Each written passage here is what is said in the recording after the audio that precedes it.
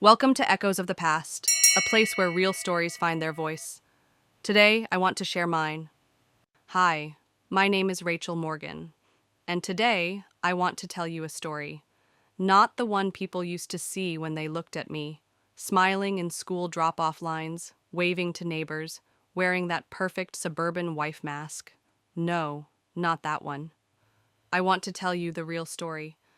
The one I was too ashamed, too scared, too broken to speak out loud, until now. You see, I wasn't always this woman, the one who can finally sit in front of a microphone and say, "He hurt me, and I got out." A year ago, I could barely look at myself in the mirror without hearing his voice, telling me I was nothing, that I'd never survive without him, that no one would believe me even if I screamed. And the worst part? I believed him. I believed every twisted word. We were married for 13 years. 13 years of slowly boiling water, you know? You don't notice it at first. He wasn't a monster in the beginning. He didn't start by slamming doors or punching walls. He started by telling me I was lucky he chose me, by asking why I needed to talk to my sister so often, by moving our savings into an account I couldn't access. And when I asked questions, he called me paranoid, emotional, dramatic. "Don't embarrass yourself, Rachel," he'd whisper. "You're imagining things again." And I wanted to believe he was right, because believing that meant the marriage wasn't failing. Believing that meant I wasn't failing. The house was spotless. The kids were dressed like catalog models. I baked the muffins for the PTA, posted smiling photos on Facebook, and every time someone commented, "You're glowing," I wanted to scream. But I didn't. Instead, I smiled back. And I told myself, this is just what marriage looks like. This is normal. But deep down, I knew something was very, very wrong. I think the breaking point came on a Wednesday. It was cloudy, one of those heavy Minnesota skies that feels like it's pressing down on your chest. I had just finished vacuuming the living room for the second time that morning, because God forbid there was a crumb under the coffee table when he got home. The kids were at school, I was alone, and my phone buzzed. I almost didn't check it. He didn't like when I got distracted. But I did, and there it was. A message from a number I didn't recognize. It said, "You don't know me, but I was where you are. You're not crazy. You're not alone." My heart stopped. For a second, I thought it was a trap. Maybe he was testing me. Maybe he was watching. I deleted the message, then I turned off my phone, but the words stayed with me. You're not alone. That night, I barely slept. He came home in one of his moods. Silent. Not angry. Worse. The kind of quiet that makes you walk on eggshells just to breathe. He didn't say much during dinner, just stared at me like he could see every thought I wasn't allowed to think. And later, as we sat in bed, him watching TV, me staring at the ceiling, I realized something terrifying. I hadn't felt safe in my own home in years. Not truly, not deeply, not since the early days, before the rules, before the silence, before I learned to read every twitch of his jaw like it was a weather forecast. Before I learned that "I'm fine" from his lips could mean storm warnings ahead. And yet, I stayed. Because I told myself I had to. Because he made me believe no one else would want a woman like me. A stay-at-home mom with a psychology degree I never used, with a resume full of PTA meetings and bake sales, with stretch marks and fear in her bones. But something cracked that night, and in the silence, while the TV flickered across his face, I remembered that message. You're not crazy. You're not alone. I didn't know who she was, but I believed her more than I believed him. And for the first time in years, I let myself imagine, what if I left? I didn't leave the next day, or the day after that. Leaving, it's not like in the movies. There's no dramatic suitcase, no pouring rain, no slamming door. For me, it started small, almost invisible. I began to stash a few dollars at a time, change from the grocery store, a crumpled 20 in the pocket of an old coat. Not enough for anyone to notice, but enough to feel like I was doing something. I opened a secret email, started reading articles about gaslighting, emotional abuse, financial control. Every word hit like a mirror to the face. It wasn't all in my head. There were names for the things he did. I reactivated my old LinkedIn profile, updated it while the kids were at school. Nothing fancy, just the truth. Looking for part-time work, reliable, organized. It felt like writing a confession, like proof that I was thinking of escaping. And every night I erased the browser history, checked the locks twice, made sure my phone was back where he left it. Because if he found out, God, if he even suspected, it wouldn't be yelling, it wouldn't be punches, it would be the slow freeze, the accusations, the way he'd tilt his head and say, "Do you even hear yourself right now?" The way he could make me feel insane with just a sigh. So I played along, made dinner, laughed at his jokes, pretended everything was fine. But inside, I was building a life raft, plank by plank. Then one afternoon I saw her, the woman who sent the message. I didn't even know I'd recognize her, but I did. She was volunteering at the school book fair, smiling, chatting with other moms. But when our eyes met, she gave me a look. Not pity, not concern, just recognition, like she knew. I followed her outside, my heart pounding, and I said just one word. "Was it you?" She nodded, and then she said something I'll never forget. The day I left, I was terrified, but I've never, not once, regretted it.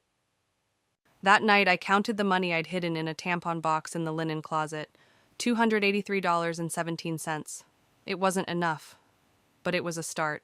And for the first time in years, I didn't fall asleep crying. I fell asleep planning. The thing about living in fear is, it makes you an expert at pretending, smiling while your stomach turns, laughing while your mind is running simulations of worst-case scenarios. The thing about living in fear is, it makes you an expert at pretending, smiling while your stomach turns, laughing while your mind is running simulations of worst-case scenarios. Over the next few weeks, I became strategic. Every step had to look accidental. I told him I was volunteering more at the school, which was true. But I was also meeting with women who had stories like mine. Women who had left, women who knew the exact shelters, the legal clinics, the custody laws. I memorized the emergency number for a women's advocacy group. I rehearsed what I would say if I ever needed to call from a gas station. I even taught my kids, subtly, what to do if mom says we're going on a secret sleepover. But then he changed the locks. Not the front door, the back one, the one I always used. No warning, no explanation, just a locked door, and a quiet smirk when I noticed. He didn't say anything, he didn't need to. It was his way of reminding me, I'm in control, don't forget it. That night, I didn't eat dinner. I just sat at the table, watching the kids pick at their food, and I thought, if I don't go soon, I won't go at all. Because the longer you stay, the more the fear settles in. The more the lies sound like truth. The more you start to believe, maybe this is just what I deserve. But I was done believing him, done giving him the script for who I was supposed to be. The next morning, I dropped the kids off at school, and I didn't go home.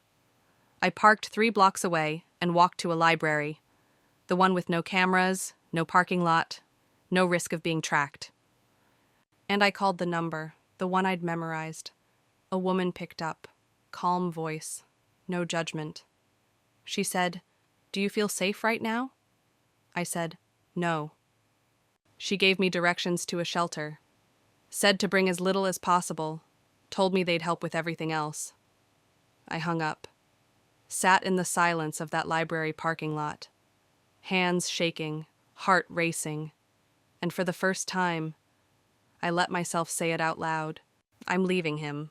Not someday, not maybe, now. It was a Tuesday. Funny how ordinary the day was.